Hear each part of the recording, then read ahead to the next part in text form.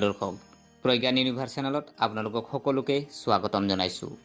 আজি আমি লৈ আহিছোঁ, যিহেতু আজি আপোনাৰ 5টা ৰাশিৰ ওপৰত ভাগ্যত জিলিকিবলৈ গৈ আছে, যিহেতু শিৱৰ আশীৰ্বাদত।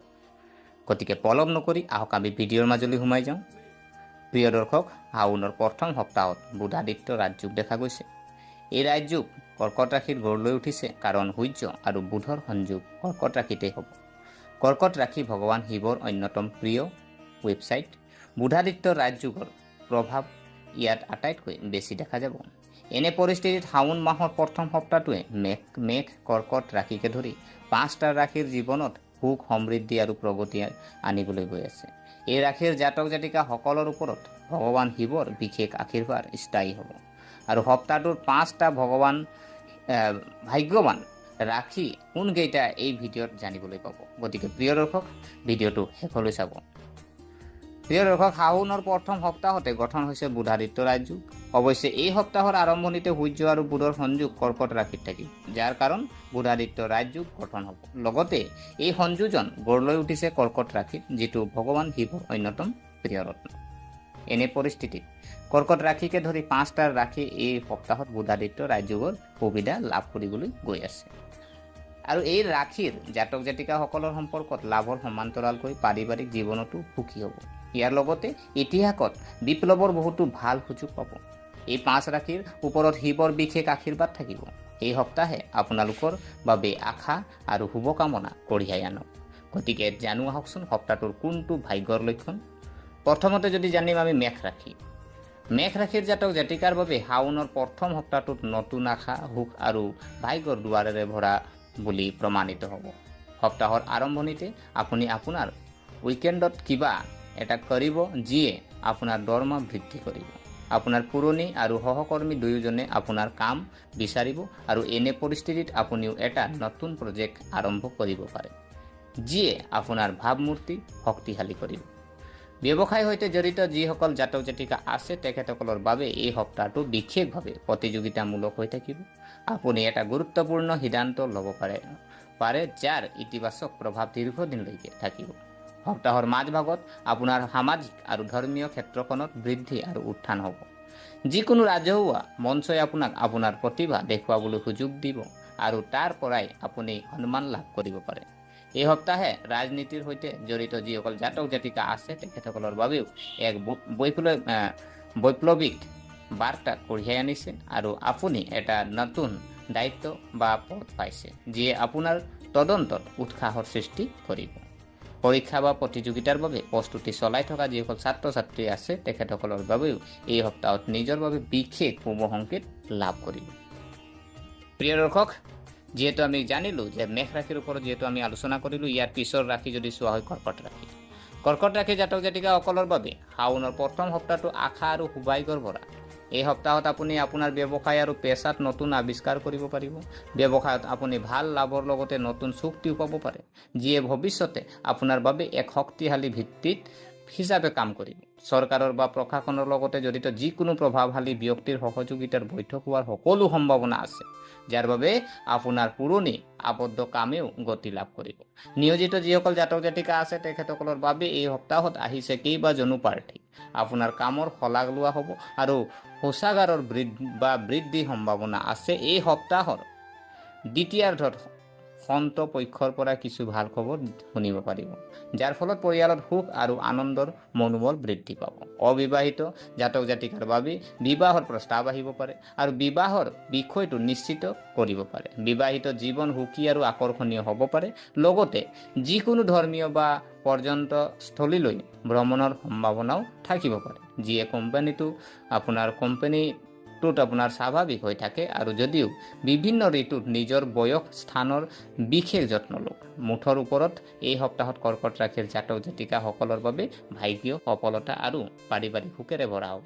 ভগৱান শিৱৰ দৰ্শন আপোনাৰ বাবে অতি ফলপ্ৰসূ বুলি প্ৰমাণিত হ'ব। প্ৰিয় দৰ্শক, ইয়াৰ পিছত যদি ৰাশি চোৱা হয় সিংহ ৰাশি।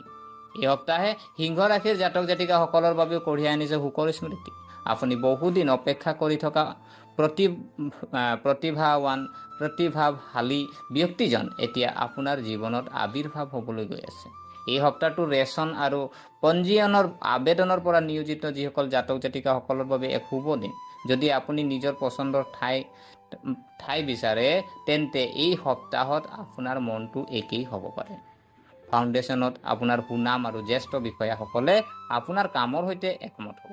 আৰু এই সপ্তাহত কাৰ্যবাহী মহিলাৰ বাবে বিশেষ হৈ থাকিব। তেওঁলোকৰ অৰ্কেষ্ট্ৰাষ্ট অগ্ৰগতিৰ ফলত কেৱল তেওঁলোকৰ অৱশিষ্টতে নহয়, পৰিয়ালতো সন্মান বৃদ্ধি পাব। মাটি বা ঘৰৰ লগতে জড়িত যিকোনো পুৰণি বিবাদ, যিটো দীৰ্ঘদিন ধৰি বিবাদ চলি আছিল, সেই বিবাদ এজন বৃদ্ধ ব্যক্তিৰ সহায়ত যোগ দিব পাৰি। সম্পত্তিৰ বিষয়টো আপোনাৰ পক্ষত সিদ্ধান্ত ল'ব পাৰে।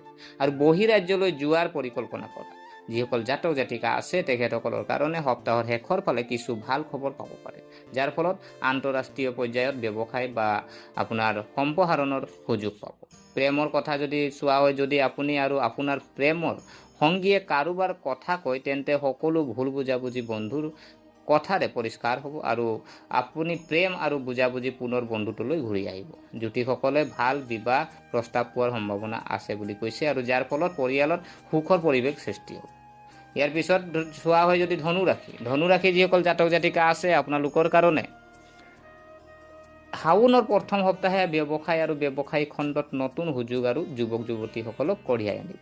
যিসকলে এতিয়া ডাঙৰ প্ৰজেক্ট বা নতুন ব্যৱসায় আৰম্ভ কৰাৰ কথা ভাবিছে তেতিয়া সময় অতি অনুকূল হ'ব। চৰকাৰী যিখিনি আপোনাৰ চাকৰিধাৰীসকল আছে তেখেতসকলে বয়োজ্যেষ্ঠসকলৰ সম্পূৰ্ণ সমৰ্থন লাভ কৰিব আৰু তেওঁলোকৰ কাম নিযুক্তি দিয়া হ'ব। লগতে বিলৰ পৰা আৰ্থিক লাভৰ সম্ভাৱনাও আছে, যাৰ ফলত আৰ্থিক পৰিস্থিতি অধিক শক্তিশালী হ'ব। সপ্তাহৰ মাজভাগত আপুনি এটা দীঘলীয়া বা ছুটি যাত্ৰাৰ সৈতে জড়িত কামৰ সৈতে পৰিচিত হ'ব পাৰিব। এই যাত্ৰা কেৱল সফল হোৱাই নহয়, নতুন নতুন যোগাযোগ আৰু সুযোগ আহিব।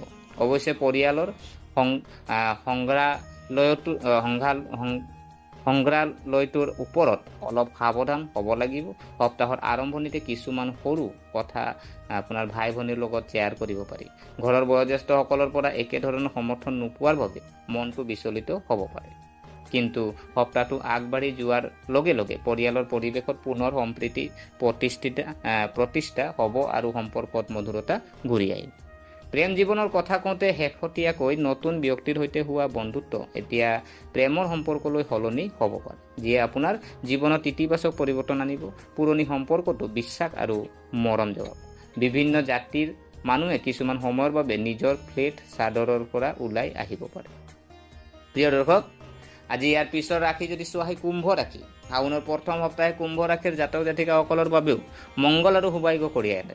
আৰু কুম্ভ ৰাশিৰ জাতক জাতিকাই এই সপ্তাহত সফলতা আৰু লাভৰ বহু ভাল সুযোগ লাভ কৰিব পাৰে। লগতে সপ্তাহৰ আৰম্ভণিতে এজন প্ৰভাৱশালী ব্যক্তিক লগ পাব পাৰে, যিটো ভৱিষ্যত আপোনাৰ বাবে এক যোগ্যতা বুলি প্ৰমাণিত হ'ব। এই সময়ছোৱাত ব্যৱসায় আৰু ব্যৱসায়ৰ দিশত কৰা প্ৰচেষ্টাই আপোনাক যথেষ্ট সফলতা কঢ়িয়াই আনিব পাৰে। আৰু ফুটেজত থকা ছিনিয়ৰ আৰু আপোনাৰ জুনিয়ৰ দুয়োজনে আপোনাৰ প্ৰতিদ্বন্দ্বী চেয়াৰ হোল্ডাৰ আৰু আপোনাৰ কামৰ শলাগ ল'ব। নিয়োজিত জাতক জাতিকাসকলৰ বাবে আয়ৰ অতিৰিক্ত উৎস, কাৰ্যকলাপ ষ্টাফ, ডেমক্ৰেট, এছ'চিয়েট আৰু ঘৰত তেওঁলোকৰ সমন্বিত শ্ৰেণী বিভাজন আৰু ৰাজনীতিৰ লগত জড়িত যিসকল জাতক জাতিকা আছে তেখেতসকলৰ সপ্তাহৰ শেষত নিশ্চয়কৈ এটা ডাঙৰ কামনা কৰিব পাৰে, যাৰ বাবে আপোনাৰ মনটো বৰ মজা হ'ব। আৰু লগতে আজি আপোনাৰ স্বাস্থ্য স্বাভাৱিক হ'বলৈ গৈ আছে। প্ৰিয় দৰ্শক, গতিকে আশা কৰিছোঁ আপোনালোকে ভিডিঅ'টো চাই ভাল পালে। যদি এই ভিডিঅ' আপোনাক কিঞ্চিত মানুহ লাভান্বিত কৰিছে তেনেহ'লে লাইক কৰিব, কমেণ্ট কৰিব, শ্বেয়াৰ কৰিব। আৰু আমাৰ চেনেলটো যদি আপোনালোকে ছাবস্ক্ৰাইব কৰা নাই, এনে আপোনালোকে জ্যোতিষৰ আপোনাৰ বিভিন্ন ৰাশিৰ ওপৰত আমি আলোচনা কৰি থাকোঁ। এনে ভিডিঅ' পাবৰ কাৰণে আপোনালোকে চেনেলটো ছাবস্ক্ৰাইব কৰি আমাক উৎসাহিত কৰিব বুলি আশা থাকিলে পুনৰ লগ পোৱাৰ প্ৰতিশ্ৰুতিৰে আজিলৈ আমি বিদায় মাগিলোঁ। ধন্যবাদ।